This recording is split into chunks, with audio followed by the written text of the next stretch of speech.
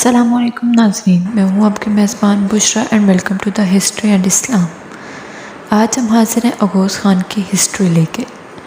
Oghuz Khan کی تیسری بیوی سے 3 بیٹے پیدا ہوئے: گنگیز خان، آئی خان، یلدیز خان۔ اوغوز خان نے چوتھی شادی بھی کی تھی، لیکن نہ تو اس کا نام معلوم ہو سکا ہے اور نہ ہی اس کے والد کا کہ وہ کس کی بیٹی تھی۔ اس کی چوتھی بیوی سے بھی 3 بیٹے پیدا ہوئے: گوک خان، دیگ خان، دینیز خان۔ اوغوز خان نے ابھی تک کوئی لشکر نہیں بنایا تھا، لیکن جب اس نے ایک بہت بڑے اژدہا کو قتل کیا جو قبیلے کے انسان اور مویشی کھا جاتا تھا، تو اسے یہ موقع بھی مل گیا۔ اوغوز خان نے اژدہا کو قتل کرنے کے بعد قبیلے کے سرداروں کا جرگہ بلایا۔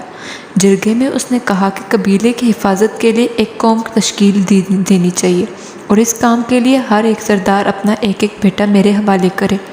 اس طرح اوغوز خان نے 40 جوانوں پر مشتمل ایک فوجی لشکر تشکیل دیا۔ اس کی بنیاد پر وہ آہستہ آہستہ تمام ترک قبائل میں مضبوط اور طاقتور ہوتا گیا۔ اوغوز خان نے اپنے چھٹے بیٹے کی پیدائش پر تمام ترک قبائل کو کھانے کی دعوت دی، جس میں اس نے یہ اعلان کیا کہ میں تم سب کو خان ہوں، تمام لوگ تلواریں اور ڈھالیں اپنے پاس رکھیں، پوری دنیا ہمارا میدان جنگ ہے، جنگل، سمندر اور دریا ہماری شکار گاہ ہیں، سورج ہمارا جھنڈا اور آسمان ہمارا خیمہ ہے۔ اس اعلان کے بعد اس نے اپنے قاصد دنیا کے ہر کونے میں بھیج دی۔ جس نے اطاعت قبول کی اس کو اپنا جانشین مقرر کیا اور جس نے بغاوت کی اس کے خلاف اعلان جنگ کر دیا۔ اس نے اپنی فوج ترکمستان، ہندوستان، ایران، عراق، مصر اور شام تک پھیلا دی۔ اس طرح وہ اب ان تمام علاقوں کا خان بن گیا۔ اوغوز خان تھا تو دین اسلام کا پیروکار، لیکن یہ اپنے ہر خطبے اور تقریر میں ٹینگری کا لفظ استعمال کرتا تھا، جس کا مطلب ہے آسمان کا خدا۔ اوغوز خان کے یہ لفظ ادا کرنے کا مطلب نہیں معلوم ہو سکا کہ کیا اوغوز خان منگولوں کی طرح کے خداؤں کا تصور رکھتا تھا یا ویسے ہی تعظیماً آسمان کا مقصد بیان کرتا تھا۔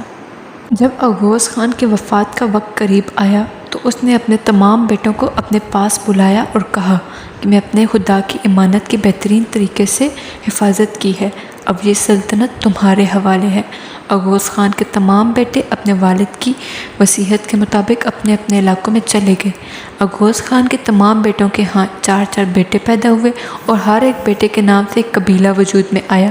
اس طرح اوغوز خان ترکوں کے 20 یا 24 قبائل وجود میں آئے۔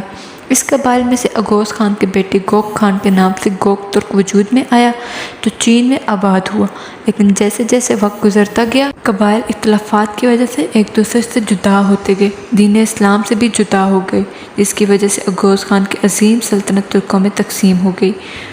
اسی کے ساتھ میں ویڈیو کا اختتام کرتی ہوں۔ ویڈیو پسند آئے تو ویڈیو کو لائک اور چینل کو سبسکرائب کرنا مت بھولیے گا۔ اپنا خیال رکھیے گا۔ اللہ حافظ۔